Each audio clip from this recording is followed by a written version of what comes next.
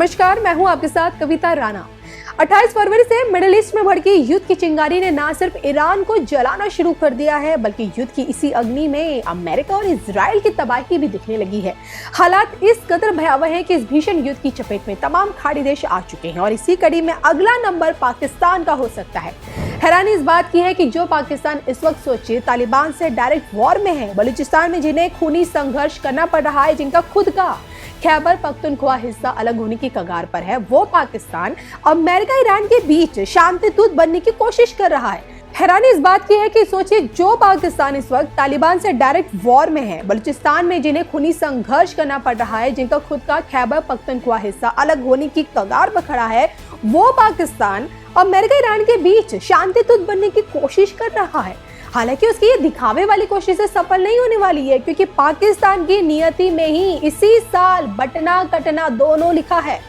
Iran के बाद अब पाकिस्तान का ही नंबर है जिसका खात्मा साइलेंट वॉर में होने वाला है।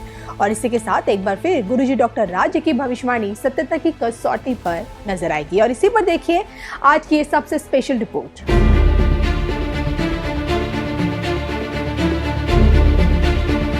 एक हफ्ते से भी ऊपर का समय बीत चुका है और अब तक सोचिए, जंग की चिंगारी में मिडिल ईस्ट पूरी तरह से जल रहा है। मुल्क के सुप्रीम लीडर खमेनी की मौत से मुल्क इंतकाम की अग्नि में पूरी तरह से जलने लगा है। हालात इतने भयावह हैं कि आर पार की इस लड़ाई में 8 खाड़ी देशों पर आसमानी गोलीबारी हो चुकी है। ईरानी सेना अमेरिकी सैन्य ठिकानों को चुन चुन कर तबाह कर रही है। तेहरान से कुवैत तक तबाही ही तबाही है। और युद्ध के 100 घंटे बीत जाने के बाद ईरान, इजराइल, अमेरिका के बीच हमले और भी ज्यादा घातक हो चुके हैं। दोनों तरफ से जवाबी कार्रवाई मौत का मंजर दिखा रही है और मौत के इसी मंजर में अब पाकिस्तान की भी बहुत जल्द एंट्री होने वाली है।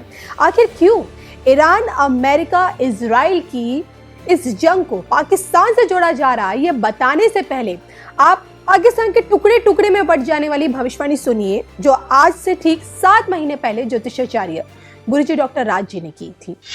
आप बोले वर्ल्ड वॉर 3 आने वाली है, नहीं होगी वर्ल्ड वॉर 3।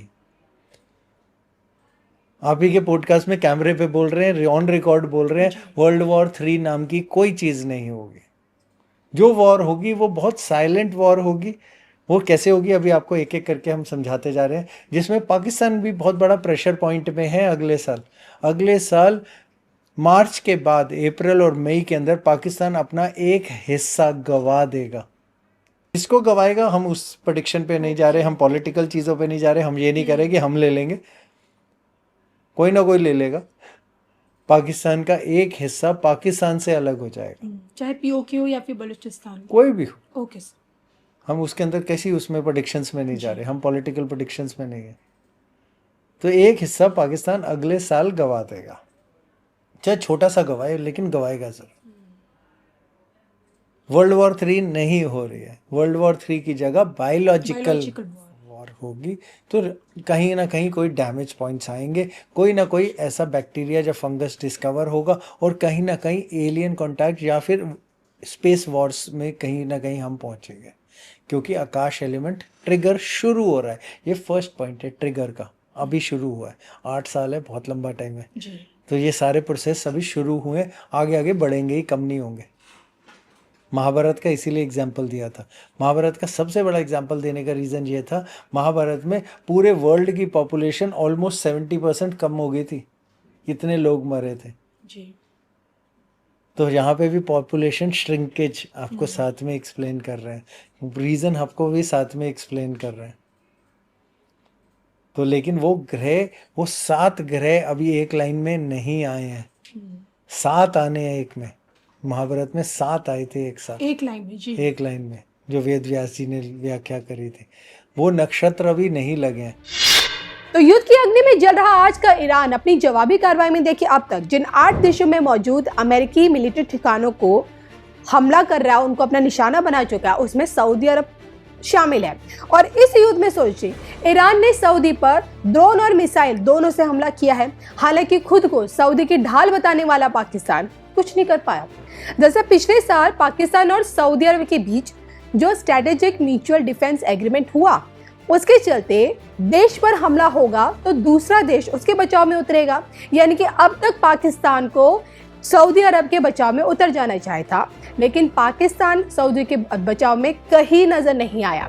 लेकिन पाकिस्तान ईरान से भी देखिए दुश्मनी नहीं चाहता है।